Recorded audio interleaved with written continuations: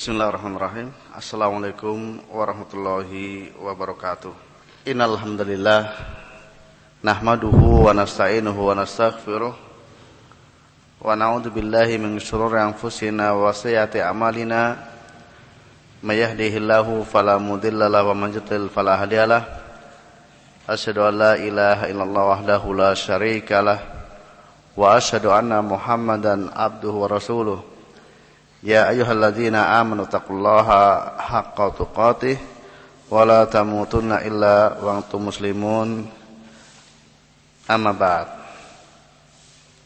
Ikhwafin rahimani wa rahmatullah, sebelum kita lanjutkan mohon untuk duduknya yang menghadap ke sini nih. Tadi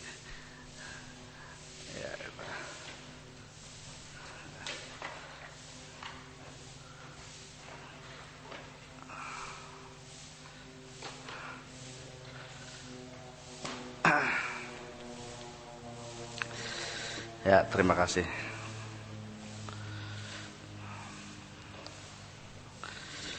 Ikhwafidina sallallahu yakum, kita lanjutkan pelajaran kita, pembahasan risalah salah satu usul, dan sekarang kita masuki risalah yang ketiga ya, atau pengantar yang ketiga. Sebagaimana telah saya sampaikan bahwa di dalam risalah salah satu usul ini khususnya ada beberapa risalah, dan dua risalah telah kita lalui yang membahas tentang 4 masalah yang wajib diketahui bagi setiap manusia. Kemudian yang kedua 3 masalah yang wajib diketahui bagi setiap muslim dan muslimah. Adapun yang ketiga adalah risalah tentang hakikat tauhid dan syirik.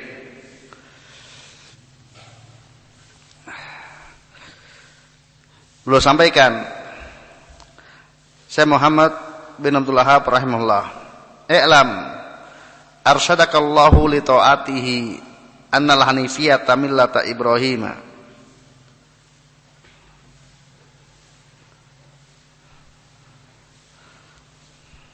Annal hanifiyata millatu Ibrahim anta'budallaha wahdahu mukhlishan lahuddin wa bidzalika amarallahu jami'an nasi wa khalaqahum laha kama qala ta'ala wa ma khalaqtul jinna wal insa illa liya'budun. Wa makna ya'budun yuwahhidun wa a'dhamu ma amarallahu bihi at-tauhid.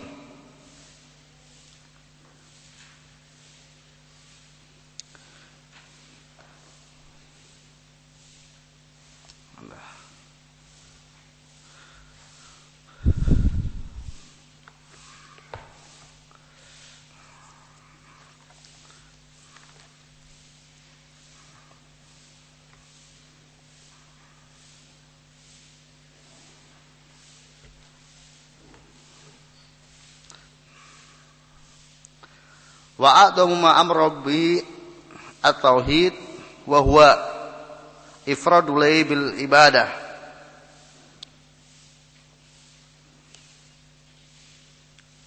Wa a'dhamu ma nahanu asyirku wa huwa da'watu ghairihi ma. Wa dalilu qulu ta'ala wa'budullaha wa la tusyriku bihi syai'a.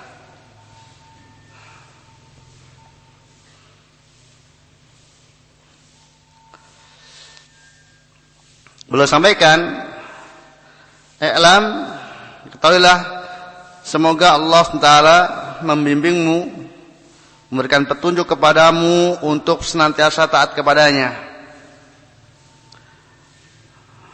Bahwasannya Al-Hanifiyah adalah agama Ibrahim, yakni engkau menyembah Allah saja dan memurnikan ibadah kepadanya. Untuk tujuan itulah Allah memerintahkan seluruh manusia dan menciptakan mereka. Sebagaimana firman Allah Subhanahu wa taala, tidaklah aku menciptakan jin dan manusia kecuali agar mereka menyembahku.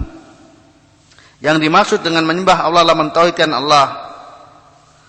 Dan perkara yang paling agung yang Allah perintahkan adalah tauhid, yaitu mentauhidkan atau mengesahkan Allah SWT dalam beribadah dan perkara paling besar yang Allah larang adalah perbuatan syirik, yakni berdoa kepada Allah sekaligus juga berdoa kepada selain Allah.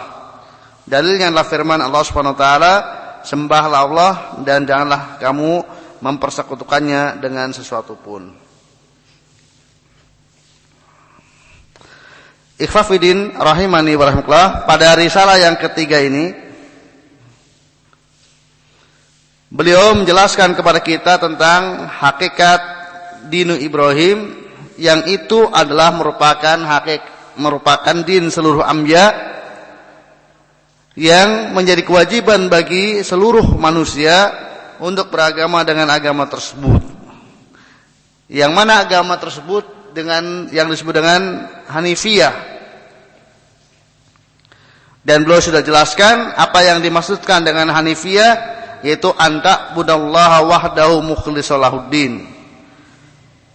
Beribadah kepada Allah Ta'ala semata dengan mengikhlaskan bagi Allah SWT ketaatan. Dan itulah at-tauhid.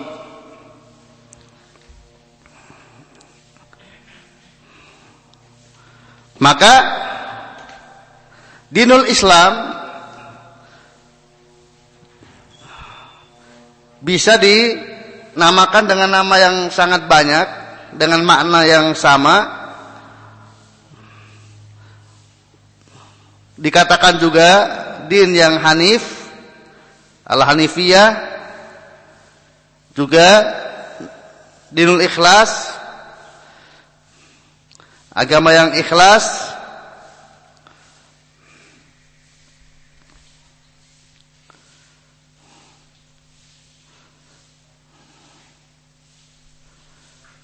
Atau dinul tauhid, agama at-tauhid.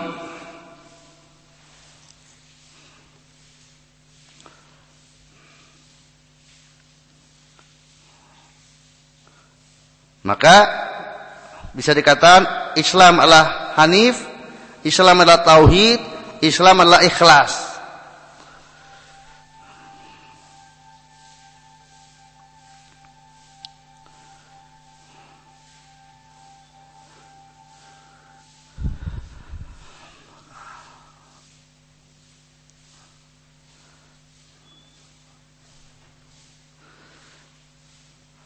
Di antara dalil yang menunjukkan bahwasanya milah Ibrahim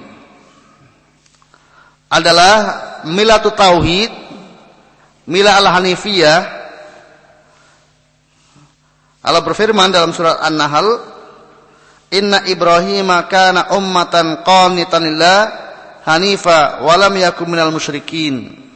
Sesungguhnya Ibrahim adalah seorang imam yang dapat dijadikan teladan, lagi patuh kepada Allah dan hanif. Dan sekali-kali bukanlah dia termasuk orang-orang yang mempersekutukan Allah. Dan sesungguhnya firman Allah walam yakum minal musyrikin itu sebagai penguat atas hanif. Karena makna hanif adalah tidak berbuat syirik. Itu al-muqbil Allah, al-mu'rid aman siwa. Menghadap hanya kepada Allah dan berpaling dari yang selainnya. Atau al-ma'il minasyirki ila tauhid, berpaling dari syirik menuju tauhid. Itu al-hanif. Maka ketika Allah berfirman tentang Ibrahim hanifa, Ibrahimlah hanifa walam yakum minal musyrikin, maka dia bukanlah termasuk orang-orang musyrik. Hanya saja pada walam yakum minal musyrikin itu ada dua kandungan makna di sana. Di samping Ibrahim bukan pelaku kesyirikan, walam yakum minal musyrikin, dalam arti Ibrahim bukan pelaku kesyirikan, Ibrahim tidak melakukan kesyirikan. Demikian juga Ibrahim bukan bagian dari orang-orang musyrik, artinya tidak menyatu dengan orang-orang musyrik.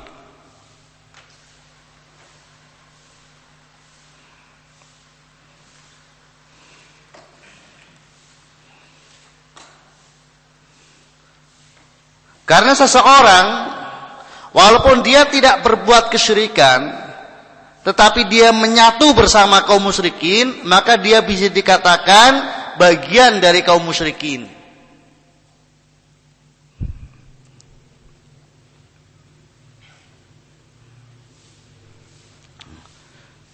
Mungkin bisa sebagai contoh tentang hal ini ketika Allah berfirman, wa id qulna lil malaikati isjudu li adama fasajadu illa iblis.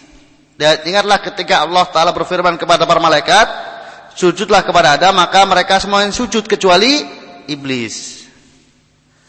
Iblis bukan malaikat, tetapi ketika itu iblis adalah bersama malaikat, maka dia dikelompokkan bersama kelompok malaikat, walaupun secara jenisnya iblis bukan malaikat.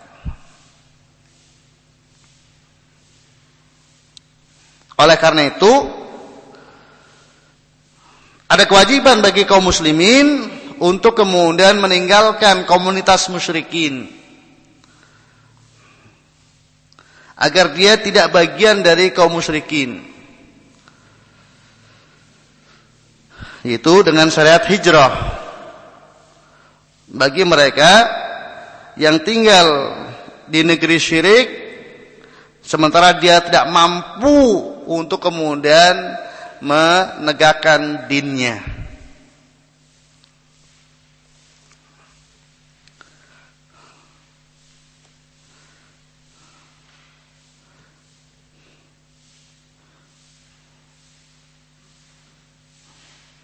Oleh karena itu, Nabiullah Ibrahim alaihissalam tidak hanya barok dari kesyirikan dalam arti beliau tidak berbuat syirik, tetapi juga barok dari kaum musyrikin. Wa atazilukum wa ma ya'buduna min dunillah. Aku meninggalkan kalian, aku uzlah, aku memisahkan diri dari kalian dan juga dari apa-apa yang kalian sembah selain Allah SWT. Maka kesempurnaan baro'ah dari kesyirikan adalah meninggalkan kaum musyrikin. Jadi tidak hanya meninggalkan syirik, tetapi termasuk dalam meninggalkan kaum musyrikin, sehingga dia bukan bagian dari kaum musyrikin.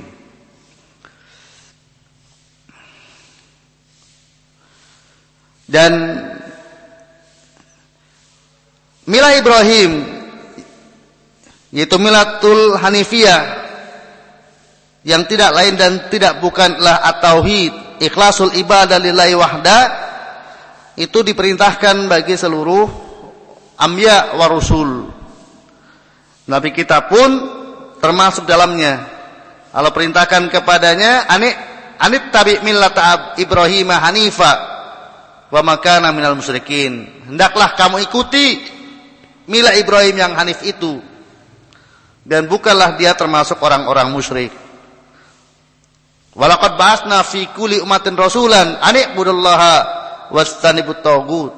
Dan sungguh kami telah mengutus pada setiap umat rasul untuk menyerukan kepada kaumnya, ubudullaha, sembahlah Allah Ta'ala semata, wastanibut taghut, dan jauhilah taghut.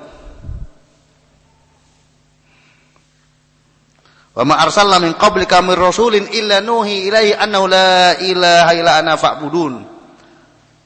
Tidaklah kami mengutus seorang rasul pun sebelummu kecuali kami wahyukan kepadanya bahwasanya tidak ada sembahan yang hak selain aku, maka sembahlah atas kalian aku semata. Demikian Allah berfirman dalam ayat-ayatnya yang menunjukkan bahwasanya milah Hanifiyah, milatul tauhid, milatul ikhlas, ibadahillah adalah milah seluruh agama.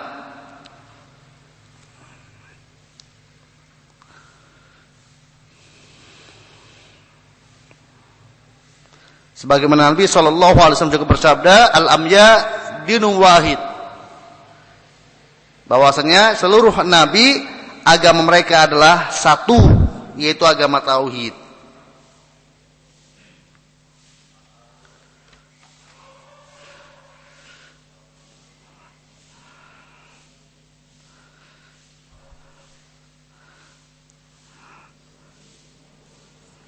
Kemudian beliau sampaikan dalil tentang kewajiban bagi seluruh manusia dan tujuan mereka diciptakan adalah untuk beribadah hanya kepada Allah Ta'ala, yaitu firman Allah Ta'ala, wa ma khalaqtul jinna wal insa illa liya'budun. Beliau sampaikan wa makna ya'budun yuwahidun. Makna ya'budun yuwahidun, makna dari beribadah kepada Aku adalah mentauhidkanku. Sebagaimana disampaikan oleh Ibnu Abbas radhiyallahu anhu, beliau sampaikan kullu mawdhi' fil Qur'an u'budullah fa ma'nahu wahidullah.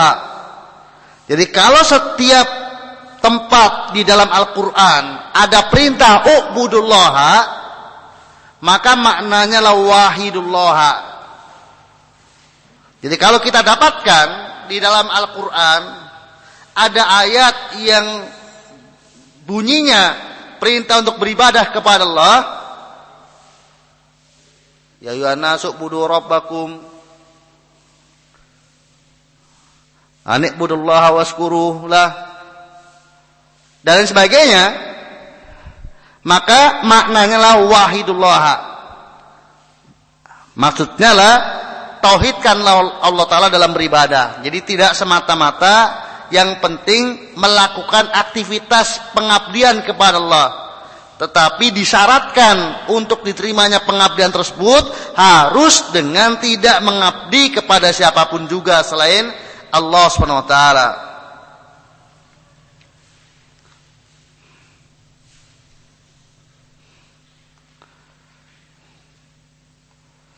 Maka Allah berfirman wa'budullaha wa la tusyriku bihi syai'a. Dalam surah An-Nisa ayat 36, wa'budullaha wa la tusyriku bihi syai'a. Yang menunjukkan bahwa ibadah kepada Allah disyaratkan untuk bisa diterima itu dengan tidak ada syirik. Wa'budullaha wa la tusyriku bihi syai'a. Maka wa la tusyriku bihi syai'a ini sebagai syarat sahnya u'budullaha. Maka at-tauhid, yaitu beribadah kepada Allah Ta'ala semata dan tidak mempersekutukannya, kadang ditakbirkannya, diungkapkannya dengan lengkap, yaitu u'budullaha wa la tusyriku bihi syai'a. Kadang cukup salah satunya, yaitu u'budullaha atau wa la tusyriku bihi syai'a. Maka kalau disebutkan salah satunya saja itu mencakup dua-duanya. Jadi kalau ada ayat atau hadis ada larangan mempersekutukan Allah, maksudnya lah di dalam beribadah kepada Allah tidak sambil mempersekutukan yang lainnya. Kalau ada perintah untuk beribadah kepada Allah saja, beribadah kepada Allah tanpa disebutkan jangan mempersekutukan, maka itu juga sudah termasuk jangan mempersekutukan.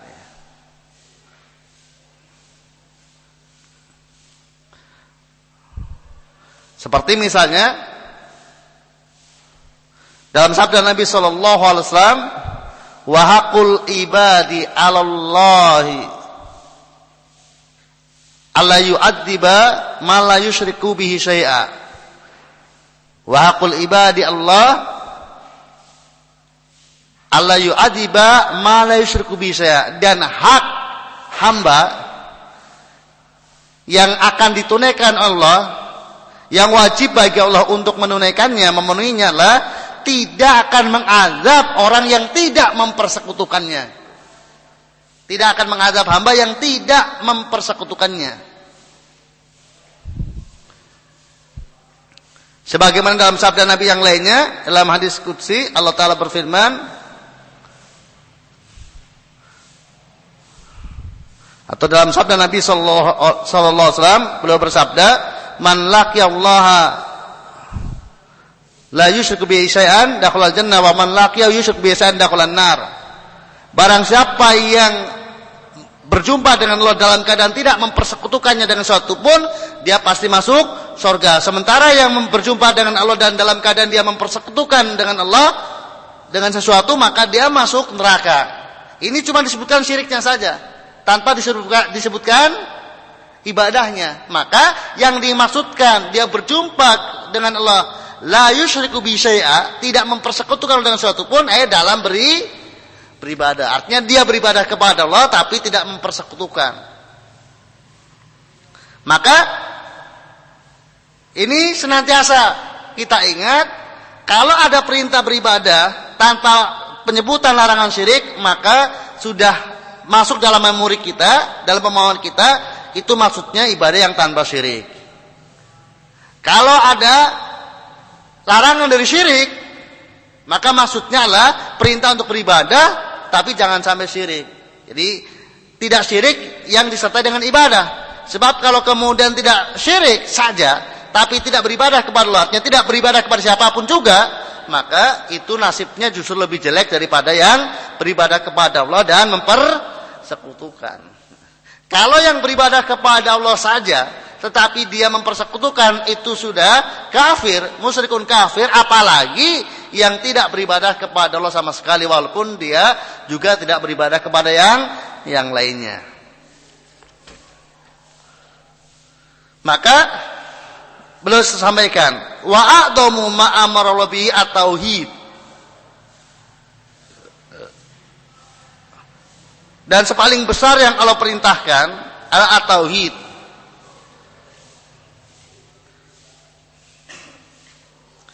Dia sepaling besar, perintah untuk bertauhid paling besar karena dia merupakan asal dari seluruh perintah. Di pokok seluruh perintah adalah tauhid. Perintah yang lainnya hanya furu saja, hanya mukamilat, hanya penyempurnaan. Maka perintah-perintah yang Allah yang lainnya itu semuanya harus dibangun di atas tauhid. Sehingga kalau seseorang melaksanakan perintah Allah tanpa dibangun di atas tauhid, maka pelaksanaan perintah tersebut tidak dinilai. Wa ma manahum an tuqbala nafaqatuhum illa annahum kafaru billah. Tidak ada yang menghalangi untuk diterimanya sedekah mereka kecuali karena mereka kafir kepada Allah Subhanahu wa taala.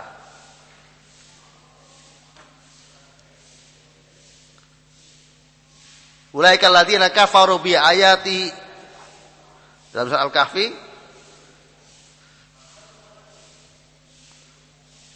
ulaika alladziina kafaru bi ayati rabbihim wa liqa'ihim fahabitat a'maluhum fala nuqimu yaumal qiyamati wasna. Siapa mereka?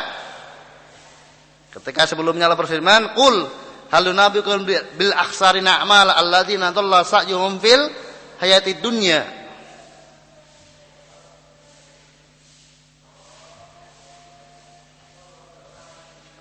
Qul hal nabiyukum bil akhsarina a'mal alladziina dhalla sa'yuhum fil hayati dunya wa hum yasabuna annahum yuhsinuna sun'a. Ulaika alladziina kafaru bi ayati rabbihim wa liqa'ihi fahabitat a'maluhum falam nuqimu lahum yaumal qiyamati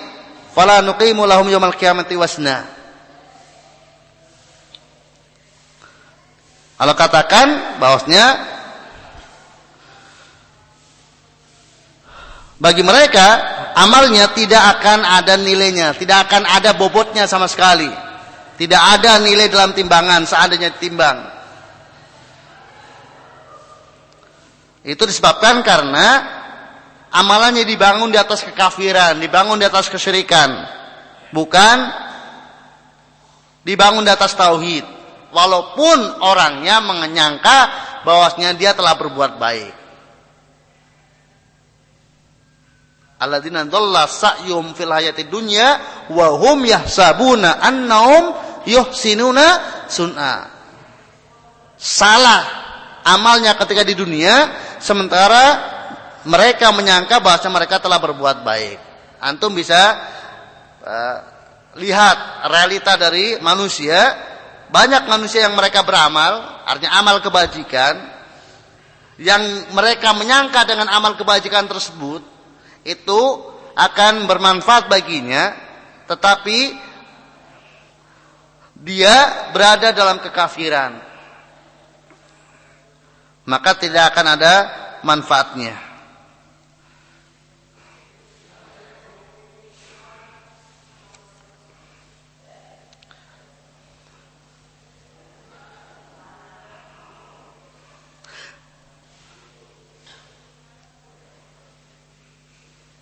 Kemudian beliau jelaskan bahwasanya tauhidlah huwa ifradullahi bil ibadah. Mengesahkan Allah Ta'ala dalam beribadah. At-tauhid dengan pengertian seperti ini mencukupkan diri dengan mendefinisikannya dengan ifradullahi ta'ala bil ibadah, karena hakikat yang dituntut dari seorang hamba dalam tauhidullah adalah pengesahan Allah Ta'ala dalam beribadah. Dan barang siapa yang telah mengesahkan Allah Ta'ala dalam beribadah, maka sudah terkandung di dalamnya pengesahan Allah Ta'ala dalam yang lainnya. Karena sesungguhnya kewajiban seorang hamba dalam pengesahan kepada Allah Ta'ala itu ada 3. Dalam ibadah, dalam asma dan sifat, dan dalam rububiyah, yang dikenal dengan pembagian tauhid yang 3, yaitu tauhid rububiyah, tauhidul uluhiyah, dan tauhidul asma was sifat. Dan tidak akan seseorang beribadah kepada Allah Ta'ala semata kecuali dia telah mentauhidkan Allah Ta'ala dalam rububiyah dan juga dalam asma was sifatnya dalam batas yang minimal.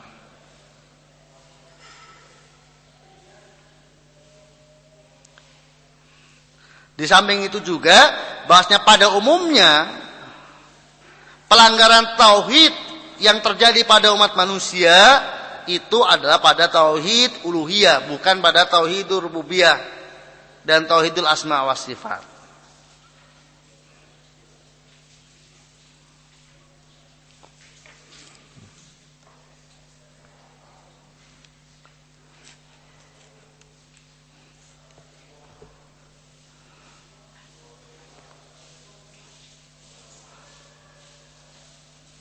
Kemudian beliau sampaikan, wa adamu manahu asyirku wa huwa da'watu ghairihi ma'ah. Dan sepaling besar yang Allah larang adalah syirik. Jadi sebagaimana perintah yang terbesar adalah tauhid, otomatis yang terbesar yang terlaranglah yang membatalkan atau yang merupakan pelanggaran terhadap tauhid, yaitu kesyirikan. Lalu beliau sampaikan bahwa syirik da'watu ghairihi ma'ah, yaitu beribadah kepada selain Allah di samping kepada Allah Subhanahu wa taala.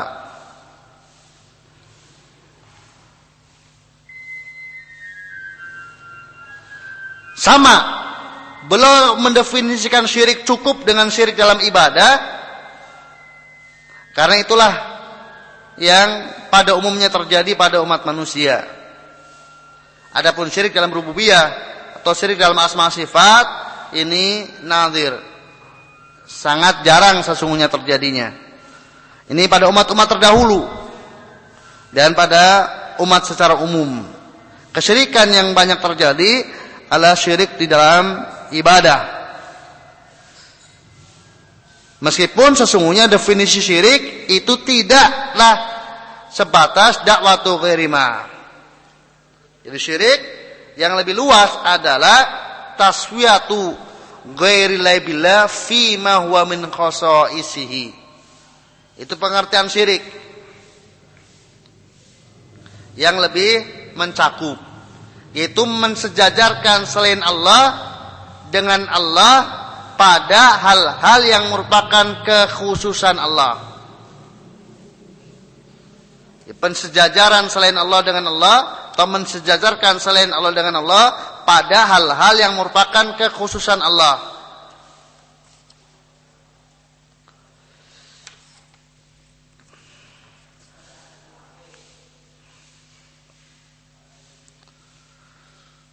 Nah, karena kekhususan Allah ada 3, yaitu dalam rububiyah, uluhiyah, dan asma wa sifat, maka syirik pun demikian. Syirik bisa terjadi pada syirik rububiyah,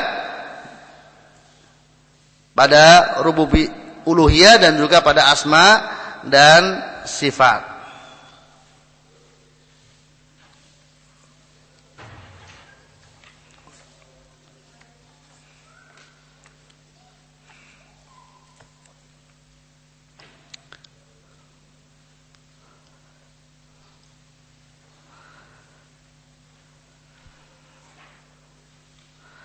Ikhwan rahimani warahmatullah. Tauhid merupakan perintah terbesar dan syirik merupakan larangan terbesar. Dan kalau kemudian kita buka lembaran mushaf Al-Qur'an, maka perintah pertama yang akan kita dapatkan adalah perintah untuk beribadah kepada Allah Ta'ala semata, dan larangan pertama yang kita dapatkan adalah larangan dari mempersekutukan Allah SWT yang ada dalam surat Al-Baqarah. Ya ayyuhan nasu u'budu rabbakum, itu perintah pertama. Dari mulai Al-Fatihah, Alif Lam Mim, terus tidak pernah kita dapatkan ada perintah kecuali setelah sampai pada ayat ya ayyuhan nasu u'budu rabbakum alladzi khalaqakum walladzina min qablikum la'allakum tattaqun alladzi ja'ala lakumul arda firasya was samaa'a binaa'a wa anzala minas samaa'i maa'an fa akhraja bihi minas samarati rizqan lakum fala taj'alu lillahi andada wa antum ta'lamun. Itu larangan pertama.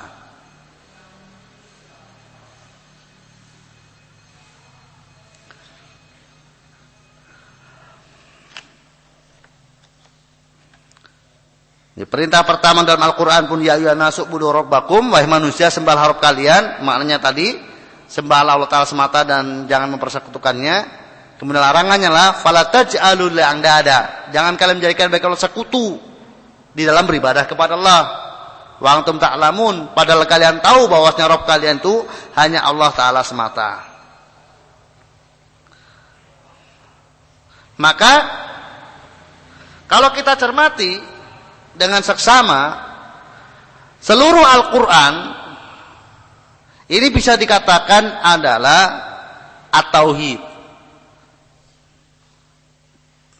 dengan pengelompokan sebagaimana antum bisa lihat pada isi Al-Quran semuanya tentang tauhid.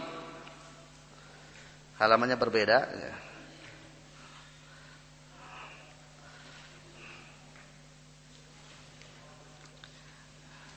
Ini supaya kita paham. Jadi harus kita bisa mengambil kesimpulan bahwa di dalam Al-Quran apapun isinya itu sesungguhnya lah tujuannya lah untuk tauhid.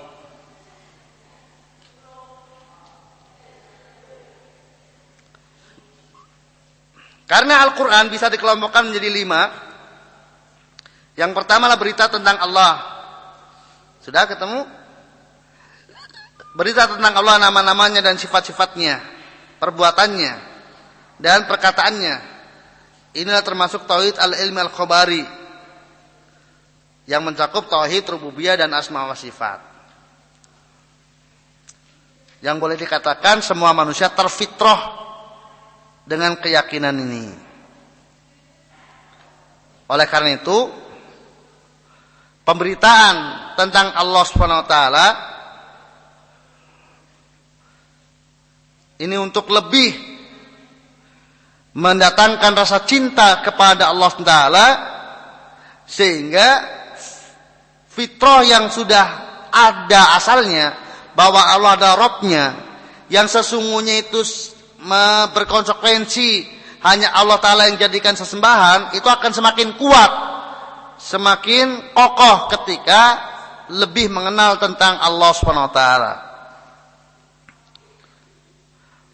Maka tujuan dari memperkenalkan Allah Ta'ala tentang rububiyahnya dan asma sifatnya pun juga untuk supaya hamba itu mentauhidkan Allah Ta'ala dalam beribadah.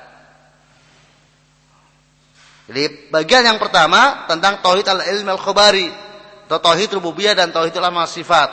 Yang itu pun ujungnya adalah supaya hamba itu beribadah hanya kepada Allah Ta'ala. Setelah mengenal Allah Ta'ala, maka untuk beribadah kepada Allah. Kemudian yang kedua adalah seruan untuk beribadah hanya kepada Allah Ta'ala semata dan tidak mempersekutukannya.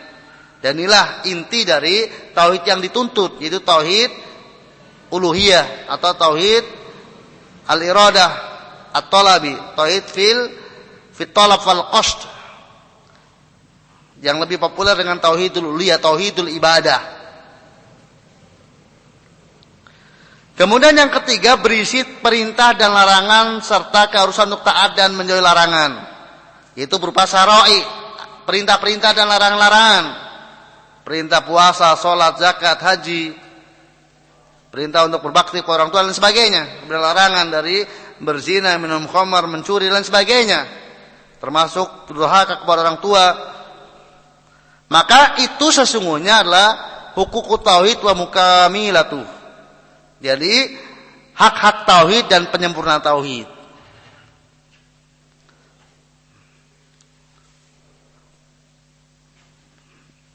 Itulah kesempurnaan dari tauhidul uluhiyah.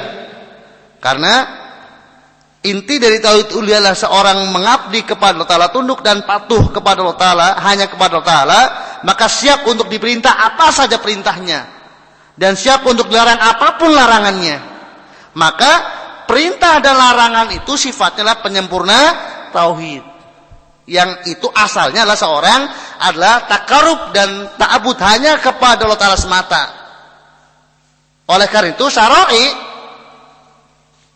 itu berbeda-beda. Walikullin ja'alna syir'atan wa minhaja. Dan masing-masing kami jadikan, buatkan syariat dan minhaj, jalan hidup, syariat dan jalan hidup yang berbeda satu dengan yang lainnya. Maka syariat para rasul itu berbeda-beda. Tapi untuk aslul syariatnya, pokok perintah larangannya sama, yaitu tauhidullah.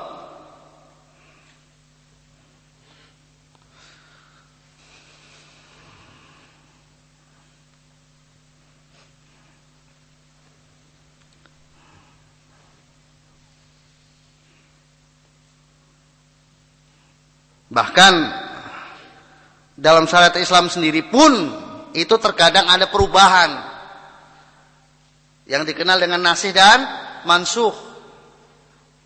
Dulunya ini diperintahkan, kemudian dihapus perintahnya. Dulunya dibolehkan, kemudian dilarang. Dulunya kiblatnya Baitul Maqdis, kemudian diganti ke Baitul Haram.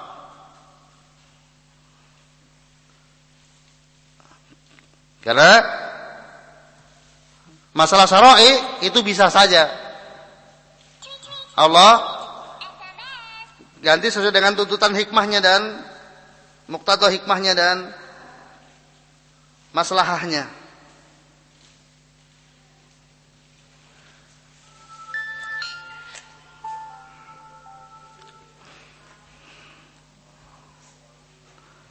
Maka ini yang harus dipahami, bahwa perintah-perintah yang ada dan larangan-larangan yang ada itu semuanya adalah bersifat sebagai pemenuhan hak tauhid dan penyempurna tauhid, bukan sebagai asal.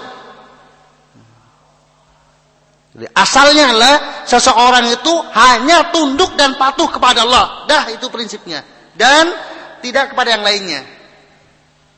Nah, tinggal dia menunggu, mencari tahu apa saja yang diperintahkan dan apa saja yang dilarang, lalu kemudian dia tunaikan. Kemudian yang keempat, berita tentang kemuliaan orang yang bertauhid, tentang balasan kemuliaan di dunia dan balasan kemuliaan di akhirat. Ya, kisah orang-orang yang bertauhid dan apa yang didapatkan oleh mereka baik di dunia maupun di akhirat. Maka ini tentang jazaa'ut tauhid. Apa tujuannya? Memotivasi orang supaya bertauhid. Nih, lihat nasib orang-orang yang bertauhid, bagaimana mereka di dunia dan bagaimana mereka di akhirat. Kalau kalian ingin seperti itu, jadilah ahli tauhid. Maka muaranya ke tauhid, itu tauhidul ibadah. Kemudian yang kelima, berita tentang orang-orang musyrik, tentang balasan berupa siksa di dunia dan balasan adab di akhirat. Maka ini termasuk balasan bagi yang menyelisih hukum tauhid. Jadi dikisahkan oleh Allah bagaimana orang-orang musyrik, nasib mereka di dunia dan nasib mereka di akhirat. Untuk apa? Ya supaya orang tidak demikian. Supaya para hamba itu jangan sampai demikian. Itu nasibnya kalau demikian, kalau menjadi musyrikin. Sehingga apa tujuannya? Berarti supaya menjadi ahli tauhid, jangan menjadi ahli syirik. Itu mau bagaimanapun juga antum baca tentang Al-Quran, itu tidak akan keluar dari asasi, tujuan asasinya, yaitu untuk seseorang itu mengabdi hanya kepada Allah Ta'ala semata dan tidak mempersekutukannya.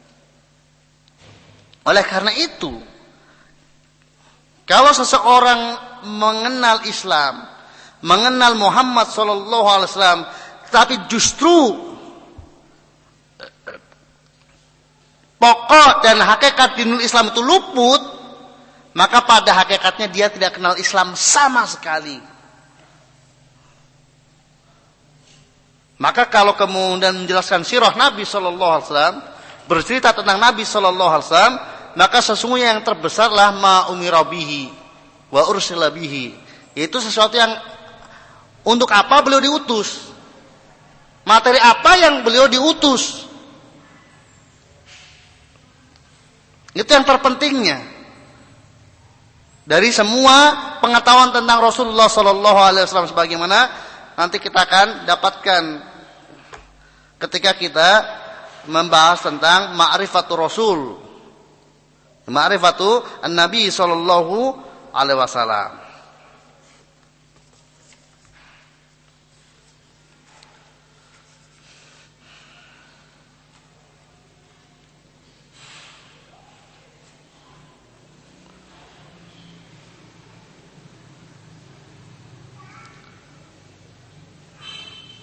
Ikhwafin rahimani wa rahmatullah.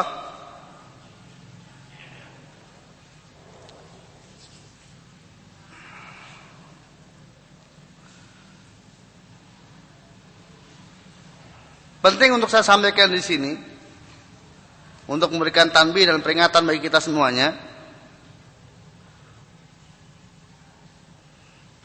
betapa bahwasanya at-tauhid adalah perintah Allah yang terbesar dan syirik adalah larangan Allah yang terbesar.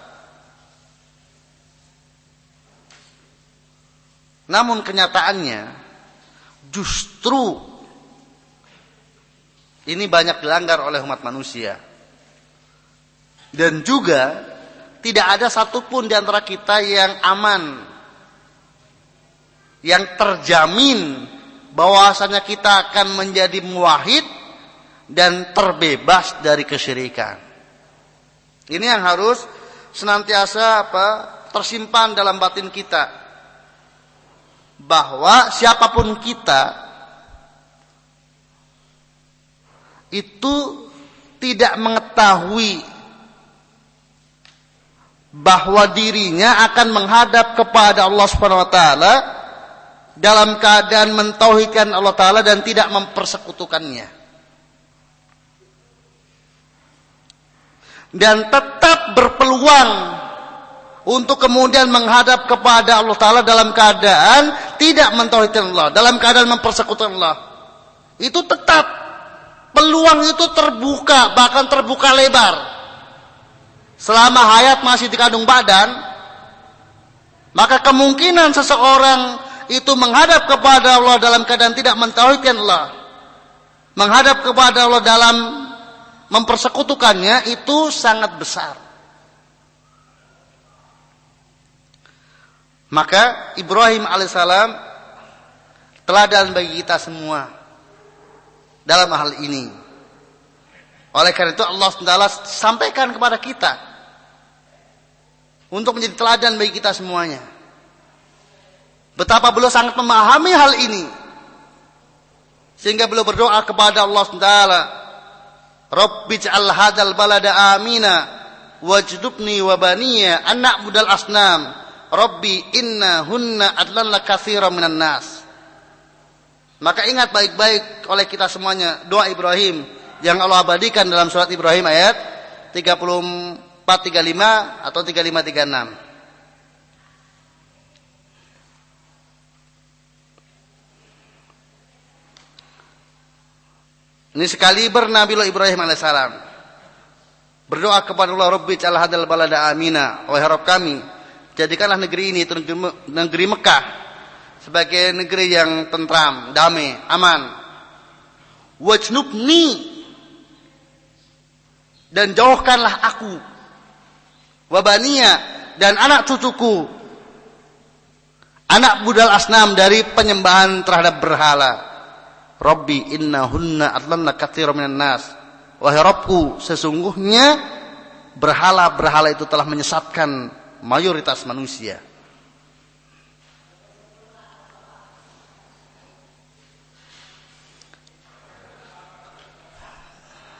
Kalau sosoknya Ibrahim alaihissalam, ketika beliau berdoa sudah berada di Mekah.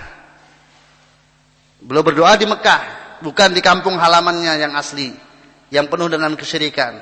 Beliau berdoa sudah di Mekah, negeri yang bebas dari kesyirikan. Karena beliau membangun Mekah dari padang pasir tak berpenduduk.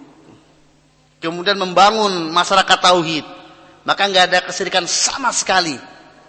Ketika beliau berdoa itu nggak ada kesyirikan sama sekali di negeri Mekah ketika itu. Karena kesyirikan di negeri Mekah baru terjadi nanti jauh setelah sepeninggal Ibrahim alaihissalam, yaitu di masa Quraisy, di masa Amr bin Luhai al-Khuzai. Jauh.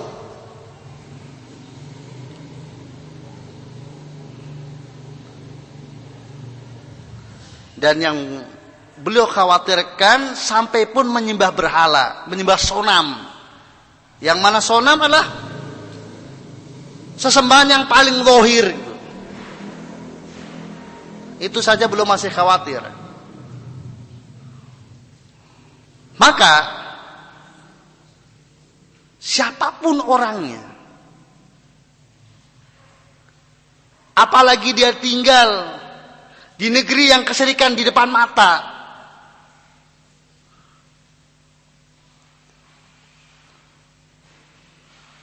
maka tentunya mibabil aula untuk adanya perasaan khawatir, perasaan takut. Oleh karena itu, Ibrahim At-Taimi rahimahullah, salah seorang ulama salaf, beliau menyampaikan, "Faman ya'manul bala ba'da Ibrahim?" Lalu siapa yang dia merasa aman dari musibah, dari bala, dari bencana kesyirikan setelah Ibrahim enggak merasa aman? Jawabannya apa mestinya? Jawabannya apa mestinya? Ini istifham ingkar, enggak butuh jawaban. Karena jawabannya sudah diketahui oleh setiap yang mendengar pertanyaan ini. Faman ya'manul bala ba'da Ibrahim? Lalu siapa yang akan merasa aman dari bencana terjerumus ke dalam kesyirikan setelah Ibrahim sendiri tidak merasa aman? Ada enggak? Semestinya ada enggak yang merasa aman? Ada enggak? Enggak ada. Tidak ada. Ini tidak ada. Semestinya. Tetapi realitanya banyak. Maka Syekh Abdurrahman bin Hasan Al-Utsaimin beliau jawab, fala ya'manu al-wuqu'u min illa man huwa jahilun bihi wa bima yukhlisu min. Tidak akan ada seseorang yang merasa aman dari dirinya terjerumus ke dalam bencana kesyirikan kecuali orang yang dia jahil tentang syirik, illa ma huwa jahilun bihi wa bima yukhlisu min tauhidihi, dan dari sesuatu yang bisa membersihkan seorang darinya, itu yang akan merasa aman. Maka antum bisa saksikan, semakin orang tidak mengenal tauhid, semakin orang tidak mengenal kesyirikan, maka dia akan semakin merasa aman dari terjerumus ke dalamnya. Dan dialah orang yang paling pertama akan terjerumus ke dalam kesyirikan. Karena tidak ada kewaspadaan. Dan karena dia juga tidak tahu tentang hakikat kesyirikan. Sudah tidak tahu, merasa aman. Maka dialah orang yang akan pertama kali terjerumus dalam kesyirikan sebelum yang lainnya. Namun diharapkan orang yang mengetahui tauhid, memahami syirik, dan senantiasa ada perasaan takut dari terjerumus dalamnya, itulah yang akan selamat darinya. Itulah yang diharapkan selamat darinya. Karena dia mengenal bagaimana mentauhidkan Allah, dia mengenal bagaimana mempersekutukan Allah Ta'ala, dan senantiasa dalam batinnya ada kewaspadaan, ada perasaan khawatir, dia akan terjerumus ke dalamnya. Maka dalam perjalanan hidupnya senantiasa waspada, berhati-hati. Jadi berkumpulnya dua hal, mengenal, ya mengetahui secara benar, lalu berhati-hati, waspada, ini jalan keselamatan.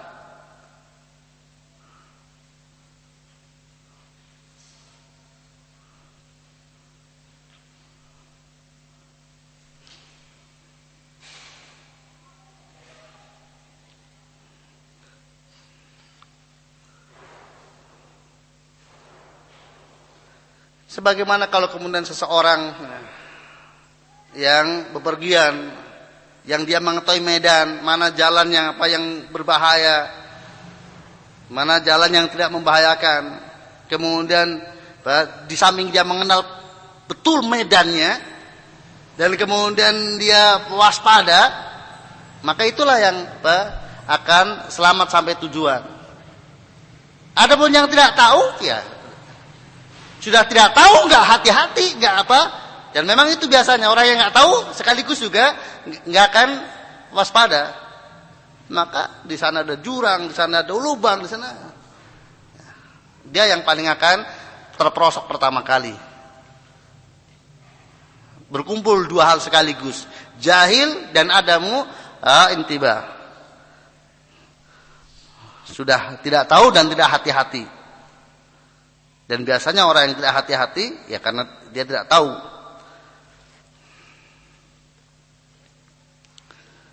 Dia merasa aman saja. Kemudian ikhwafin rahimani wa rahimakumullah, adapun tentang pembagian syirik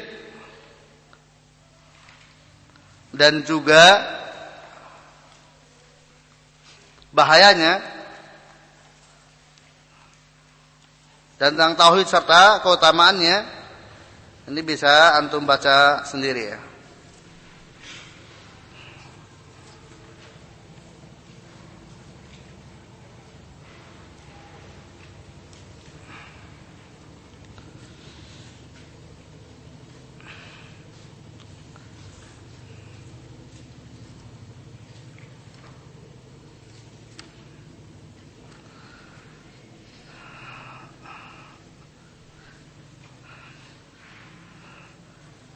Saya hanya akan bawakan satu saja dari keutamaan tauhid, karena ini merupakan asal yang mana kalau paham satu ini, maka diharapkan memahami semua yang terkait dengan keutamaan tauhid, yaitu yang ada dalam firman Allah Subhanahu wa taala surat Al-An'am ayat 82. Antum bisa lihat pada jaminan bagi ahli tauhid, yaitu ahli tauhid mendapatkan keamanan dan petunjuk. Ini asal ya. Jadi ayat yang sebagai modal dasar, yang paling mendasar untuk seseorang memahami tentang keutamaan tauhid bagi pemiliknya. Allah berfirman, alladzina amanu wa lam yalbisu imanahum bidzulmin ulaika lahumul amnu wa muhtadun. Orang-orang yang beriman dan tidak mencampur adukan iman mereka dengan kedzaliman, yaitu syirik, mereka itulah yang mendapat keamanan dan mereka itu adalah orang-orang yang mendapat petunjuk.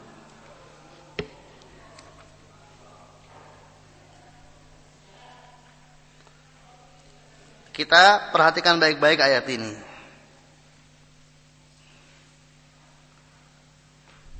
Allah SWT mensyaratkan untuk mendapatkan al-amnu wal ihtida, lahumul amnu wa hum muhtadun, keamanan dan petunjuk dengan syarat sebelumnya, yaitu alladzina amanu walam yalbisu imanu bidzulmin. Dengan syarat dia beriman, yaitu bertauhid, yang tidak menodai keimanannya dengan zulm, yaitu kesyirikan.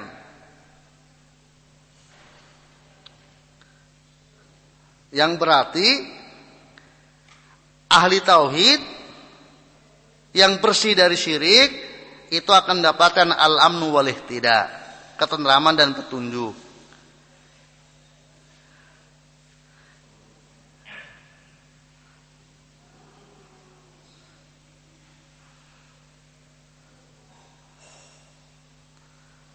Nah, ketika al-amnu wal ihtida, ketentraman dan petunjuk itu dikaitkan dengan tauhid yang bebas dari kedoliman,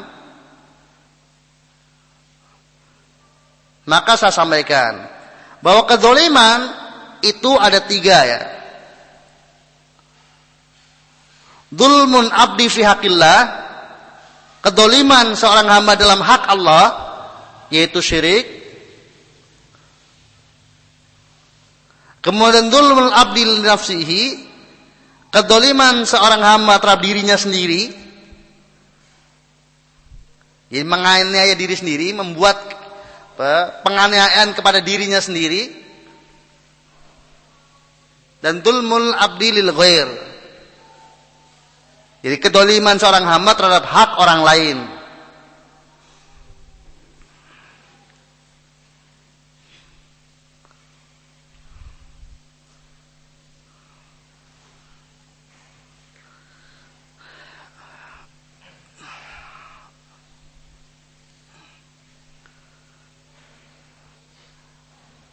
Keamanan dan petunjuk itu diperuntukkan bagi orang yang beriman yang tidak menodai dengan kedzaliman.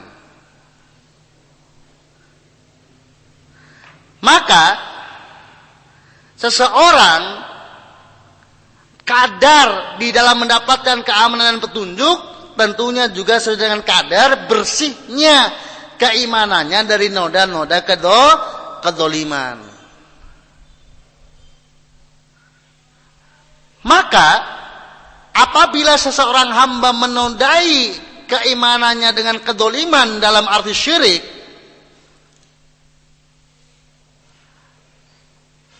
maka hak mendapatkan keamanan dan petunjuk itu hilang sama sekali.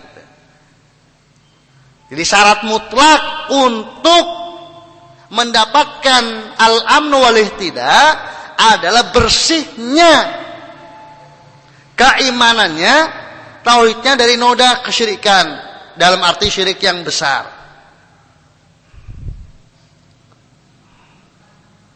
Di mana apabila seseorang menodai tauhidnya, menodai keimanannya dengan syirik besar, maka dia tidak akan mendapatkan ketentraman dan petunjuk sama sekali, baik di dunia maupun di akhirat.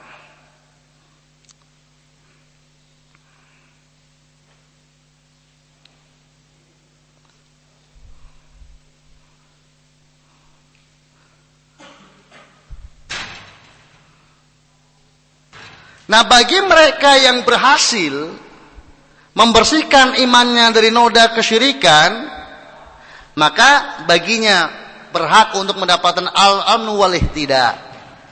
Nah, besarnya kadar al-amnu wal ihtida tergantung dengan seberapa kebersihan dia dari noda-noda kedzaliman yang di bawah syirik yang besar. Semakin bersih dia, maka semakin besar jaminan keamanan dan petunjuknya. Tetapi semakin kotor, semakin banyak nodanya dari noda-noda kedzaliman yang di bawah syirik besar, maka semakin berkurang jaminan ketentraman dan hidayahnya.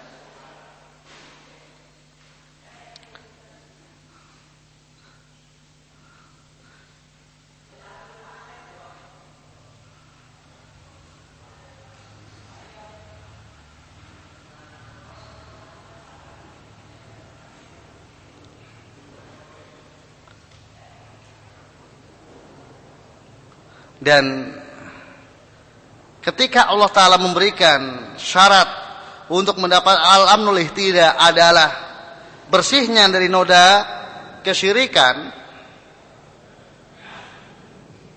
maka ikhwafin rahimani warahmatullah, dengan kemurahan Allah Subhanahu wa taala kepada hambanya yang berhasil membersihkan tauhidnya dari noda kesyirikan, walaupun dia tidak selamat dari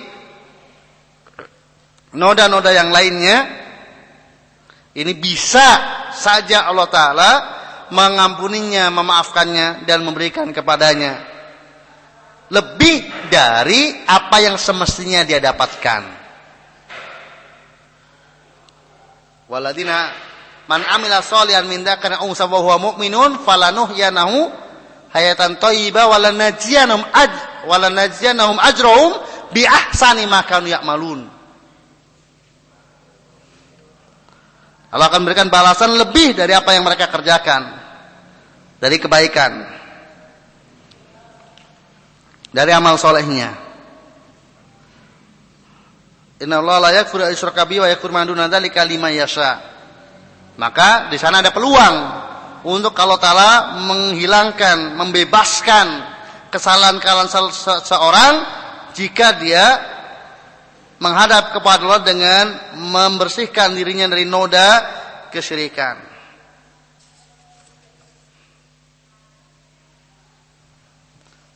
Sebagaimana dalam hadis Nabi SAW, bisa antum lihat pada poin yang keempat, ahli tauhid diampuni dosa-dosanya.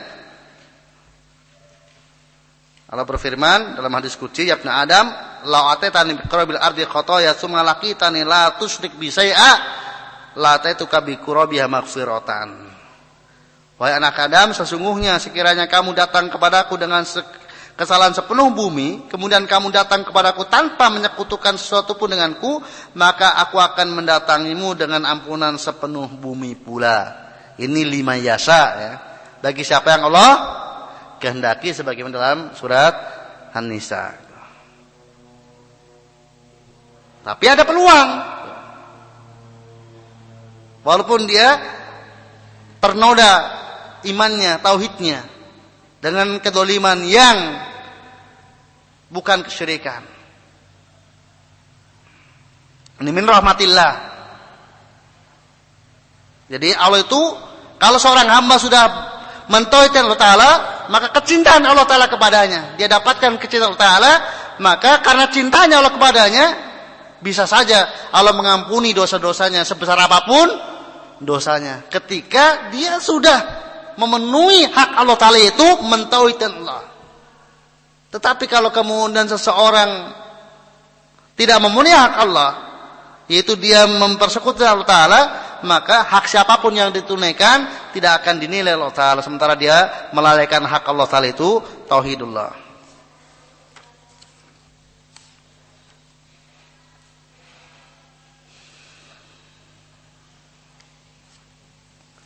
Nah, inilah ikhwafidin rahimani warahmatullah. Maka siapa yang ingin bahagia di dunia, maka kebahagiaan yang hakiki akan dapatkan kalau kemudian dia pertama lah mentauhidkan Allah Ta'ala, kemudian menyempurnakannya dengan membersihkan dari noda-noda kedoliman, baik terhadap diri sendiri maupun terhadap orang lain.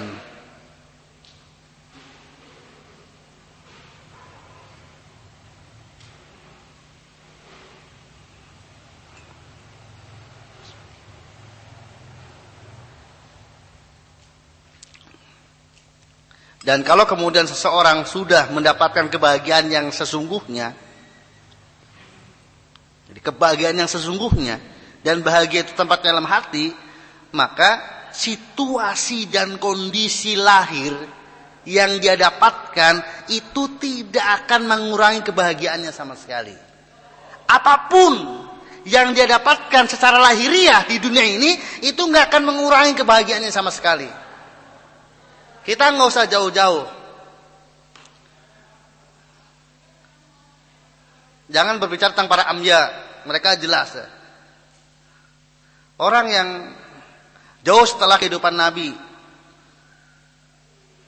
Kita ambil contoh Syekhul Islam Ibnu Taimiyah rahimahullah. Beliau betul-betul telah mendapatkan kebahagiaan di dunia, sehingga sempitnya ruang penjara dan hukuman yang didapatkan dari penguasa atas apa yang beliau fatwakan dari kebenaran, itu enggak mengurangi sama sekali kebahagiaannya. Bahkan Imam Ibnu Qayyim rahimahullah menceritakan, kami jadi murid-murid Syekhul Islam, kalau kemudian dalam keadaan gundah gulana, maka kami mengunjungi syekh kami yang berada dalam penjara. Dan ketika ketemu syekh kami, maka apa? Perasaan gundah gulana itu apa? Hilang. Melihat betapa bahagianya syekh itu. Padahal murid-muridnya yang di luar hidup bebas, syekhnya yang di dalam penjara.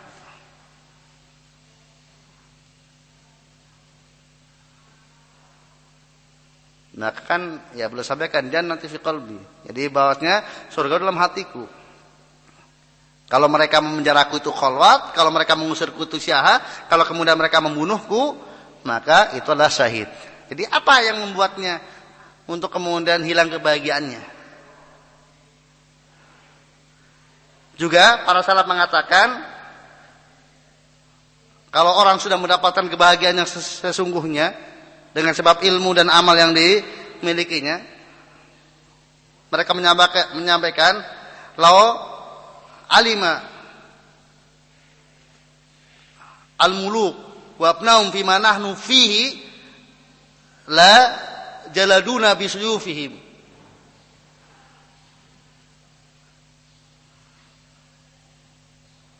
Kalaulah para raja dan juga anak-anak mereka mengetahui apa yang kami rasakan dari kebahagiaan dengan sebab apa yang kami miliki, niscaya mereka akan berusaha untuk kemudian membunuh kami dengan pedang-pedang mereka.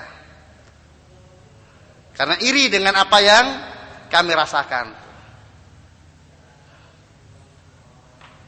Karena iri dengan apa yang kami rasakan. Padahal yang namanya raja dan anak raja, itulah boleh dikatakan orang yang paling terpuaskan dunianya. Karena raja beda dengan presiden ya. Sebab presiden masih ini oleh siapa? Oleh DPR. Beda. Masih ini oleh rakyatnya juga. Raja dan anak raja. Secara umum bahwasanya raja kekuasaannya mutlak gitu. Nggak ada yang berani. Yang menunjukkan bahwa untuk penggambaran, jadi kalau dunia sudah di tangan yang namanya raja dan anak raja. Tapi kalau dibandingkan dengan para ulama dengan ilmu dan amal yang mereka miliki, itu nggak ada apa-apanya.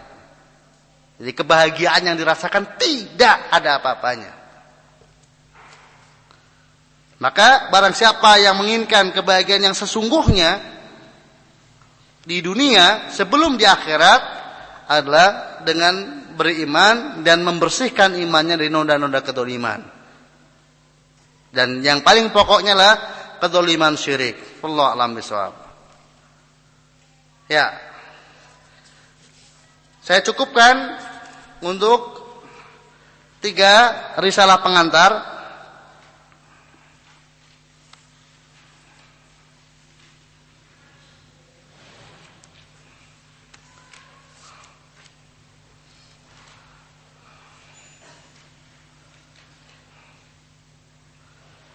Atau sebelumnya saya akhiri dengan bahaya syirik. Saya ambil yang paling pokoknya saja, itu pada yang keempat.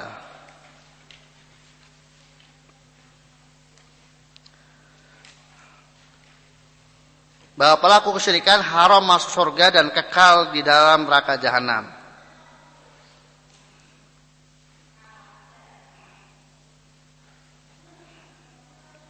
Allah berfirman dalam surah Al-Maidah ayat 72, Innahu may yusyrik billah faqad haramallahu alal jannah wa ma'wahu nar wa malidz zalimina min ansar. Sesungguhnya orang yang mempersekutukan suatu dengan Allah, maka Allah mengharamkan kepadanya surga dan tempatnya ialah neraka. Tidaklah ada bagi orang zalim itu seorang penolong pun.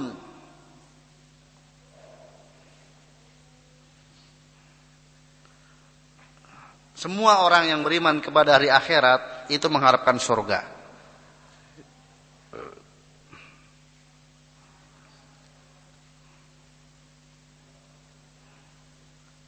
Dan orang-orang kafir pun mengharapkan surga. Orang-orang musyrik pun mengharapkan surga. Tetapi Allah sudah tetapkan hukum bahwa surga itu hanya bagi orang yang mentauhidkannya. Adapun bagi yang mempersekutukan Allah, maka haram baginya surga dan tempat abadinya adalah neraka. Maka betapapun dia memohon pertolongan kepada siapapun juga tidak akan ada seorang pun yang menolongnya. Ikhwafin rahimani warahmatullah. Secara bahasa Arab, wa ma lidzalimina min ansar. Adz-dzalimin di sinilah orang-orang zalim dalam arti orang-orang musyrik. Adz-dzalimin, zulm yang paling besarnya itu kesyirikan. Sesuai dengan sebelumnya innamal yusyrik billah.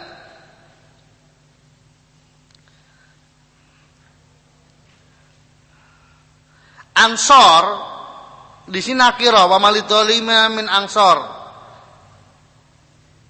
Sudah bermakna tidak ada seorang penolong pun seandainya tanpa min. Wa ma lidzalimina ansorun, itu pun sudah bermakna tidak ada seorang penolong pun bagi orang-orang zalim. Maka kalau ditambahkan min, itu menguatkan lagi gitu.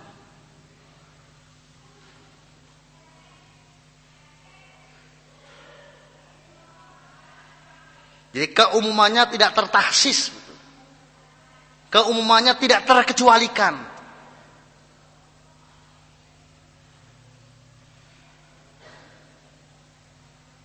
Tidak akan ada seorang penolong pun, siapapun dia penolongnya, nggak akan ada bagi orang-orang yang musyrik itu.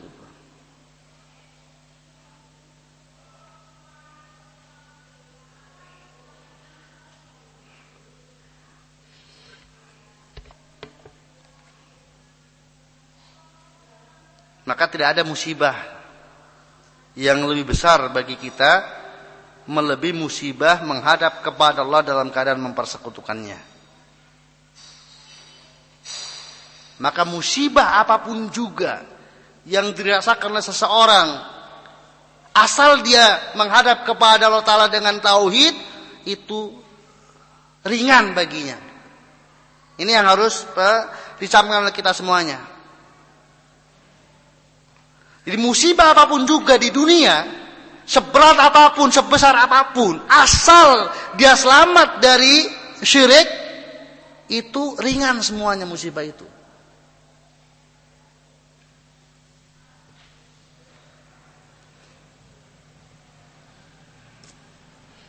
Sebab pada akhirnya nanti, walaupun bagaimanapun seseorang ketika dunia dan dia menghadap kepada Allah dengan tauhid, walaupun kemudian Allah Ta'ala menyiksanya terlebih dahulu dengan sebab dosa-dosanya, tetapi dia sukses menghadap kepada Allah dalam keadaan tidak membawa noda kesyirikan kepada Allah Ta'ala, maka Allah akan berikan kepadanya surga yang kenikmatannya berlipat-lipat kali dari kenikmatan yang ada di dunia seluruhnya.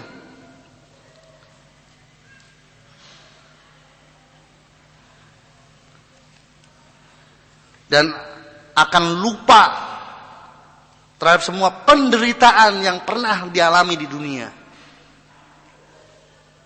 Jadi seseorang kalau sudah masuk surga, itu akan melupakan semua, jadi hilang semua derita.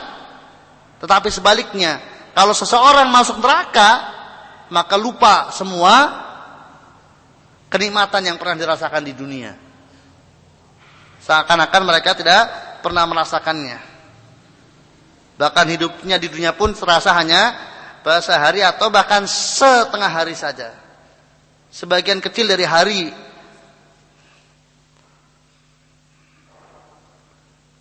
Nah, demikian ikhwan fillah rahimani wa rahmatullah tentang bahaya syirik. Saya ambil yang paling pokoknya saja, yang diharapkan memotivasi bagi kita untuk kemudian menyelamatkan diri darinya dan membuat waspada bagi kita, jangan sampai kemudian kita menghadap kepada Allah Ta'ala sementara kita membawa dosa kesyirikan, dan itu tidak akan bisa terwujud ba'dallah kecuali dengan ma'rifatu asyirik itu sendiri. Kita harus tahu syirik